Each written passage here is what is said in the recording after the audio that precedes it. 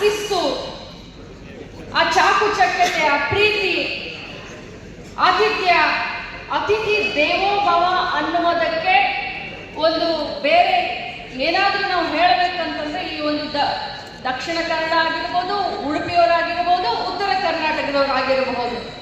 ವಿಶೇಷವಾಗಿ ಬರ್ತಾ ಬರ್ತಾ ನನಗೆ ಬಹಳಷ್ಟು ಅಭಿಮಾನ ಮತ್ತು ಕೆಲಸ ಮಾಡಲಿಕ್ಕೆ ಸ್ಟಾರ್ಟ್ ಆಯಿತು. ಇವತ್ತು ಸರ್ಕಾರದಿಂದ ಬಹಳಷ್ಟು ನಾವು ಕೂತ್ಕೊಂಡ್ವಿ, ಬೆಳಗ್ಗೆಯಿಂದ ಕೂತ್ಕೊಂಡು ತಾವು ಮಾತನಾಡೋದನ್ನ ಕೇಳ್ತಾ ಇದ್ದಂಥ ಸಂದರ್ಭದಲ್ಲಿ ಬಹಳಷ್ಟು ಜನಪ್ರತಿನಿಧಿಗಳು, ಶಾಸಕರು, ಸಂಸದರು ಹೇಳಿದ ಒಂದೇ ಒಂದು ಮಾತು, ಇನ್ವೆಸ್ಟ್ ಮಾಡಲಿಕ್ಕೆ ಎಲ್ಲರೂ ತಯಾರಿದ್ದಾರೆ.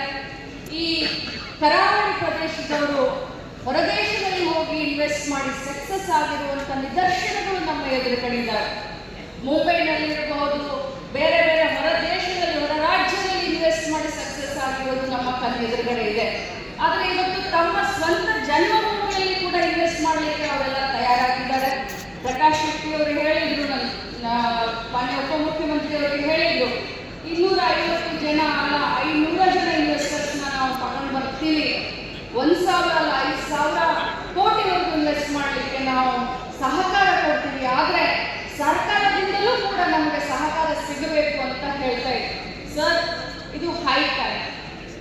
ಯಾಕಂತಂದ್ರೆ ಇವತ್ತು ಉಡುಪಿ ಆಗಿರ್ಬೋದು, ಮಂಗಳೂರು ದಕ್ಷಿಣ ಕನ್ನಡ ಜಿಲ್ಲೆ ಆಗಿರ್ಬೋದು, ಉತ್ತರ ಕರ್ನಾಟಕ ಆಗಿರಬಹುದು, ಇವು ಮೂರು ಆಗಲೇ ನಮ್ಮ ರಾಜ್ಯದಲ್ಲಿ ಗುರುತಿಸಿಕೊಂಡಿದ್ದಾವೆ, ಪ್ರವಾಸೋದ್ಯಮಕ್ಕೆ ಗುರುತಿಸಿಕೊಂಡಿದ್ದಾವೆ.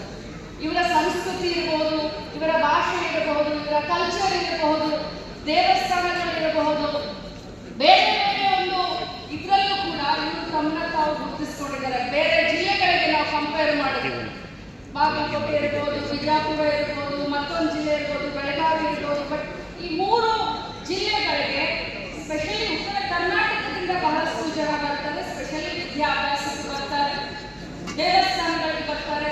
ಹೀಗಾಗಿ ತಮ್ಮ ಹೆಸರು ಪ್ರಸಿದ್ಧಿಯಾಗಿದೆ.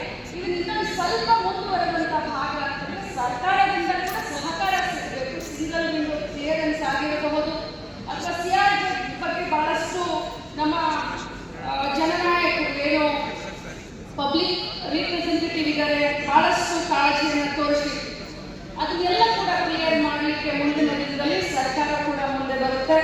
ಸ್ಪೆಷಲಿ ನಾನು ಉಪಮುಖ್ಯಮಂತ್ರಿಗಳಿಗೆ ಹೇಳಲಿಕ್ಕೆ ಬಯಸ್ತೇನೆ, ಸರ್, ತಾವು ತಮ್ಮ ಭಾಷಣವನ್ನು ಶುರು ಮಾಡಿದಾಗ ಒಂದು ಮಾತು ಹೇಳಿದ್ರಿ, ಅಧಿಕಾರ ಶಾಶ್ವತ ಅಲ್ಲ, ಅಧಿಕಾರ ಇದ್ದ.